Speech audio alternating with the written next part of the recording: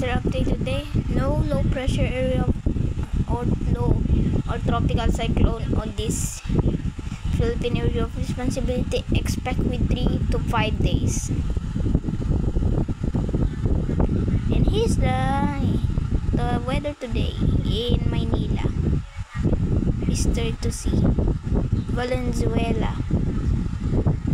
And you see, now it's 4 o'clock and the temperature is 31 Celsius with wind speed about 11. From night at 8 p.m.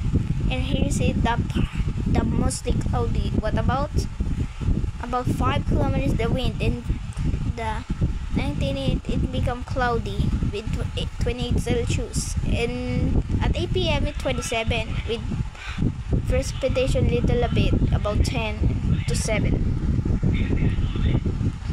And that's because at midnight 12 o'clock it's become mostly clear about 26 Celsius, about 3 kilometers per, and it's for updating, and it goes for the day and some every day. And from there, from Baguio City web cups. If you open this, you see web cups and open the video. And there's a clear sky. Night turns and cold weather.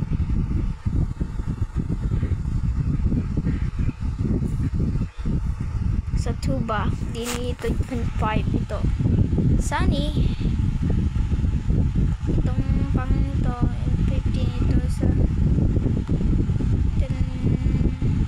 4 o'clock at sa 15 p.m. sa sunny na high chance of it. Dili sa evening 5 p.m. yan, dini sa 7 kilometers at dahil ng posibilidad ng malalakas sa kanan sa Toge, Garao City. Ngayon ito ng posibilidad, dini ang pinakalas na init ng temperatura, magkakatas ng mga 50 precipitation at magkakaroon ng ulan percent of change. At dito sa nung itong kanina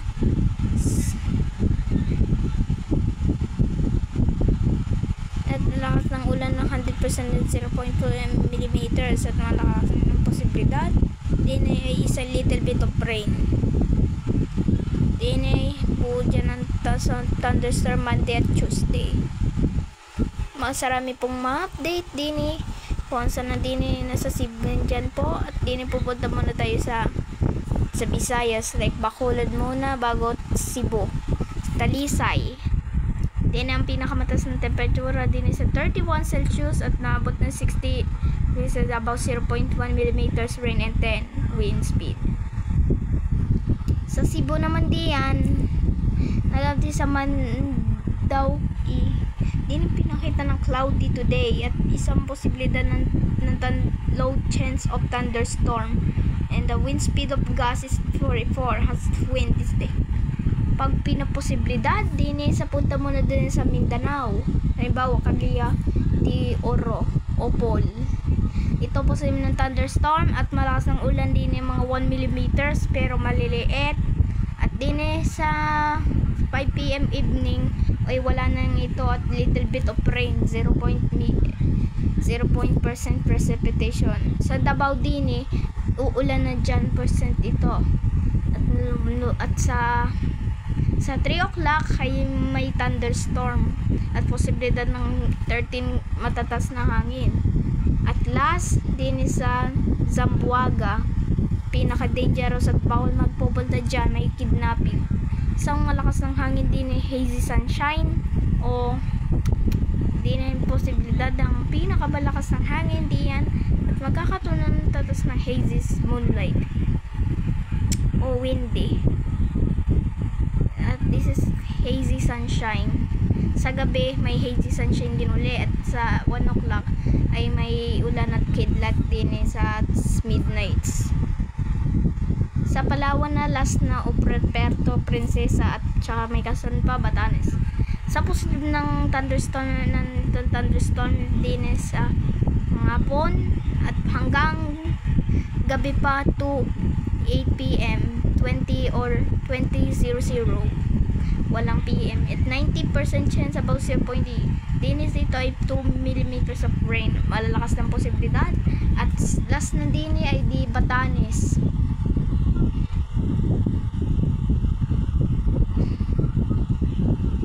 o kaya pwedeng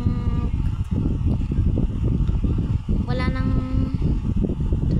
low pressure area din at expect din mo ng matataas ng low pressure din at walang pinapakitan din ng discover ideas. Maraming salamat po sa inyong mundo at isang posibilidad po ng pagsasama din sa bagyo. Mamayang isang araw din mag-check up tayo din kung sinong ito. Ito'y polar vortex, kung anong pipiliin. United States of America about Hurricane Melissa last October 2025 and Philippines about 20 cyclone per year. So maraming salamat po din at laging pa respeto dyan po at malakas ng hangin din kung saan din naman po ang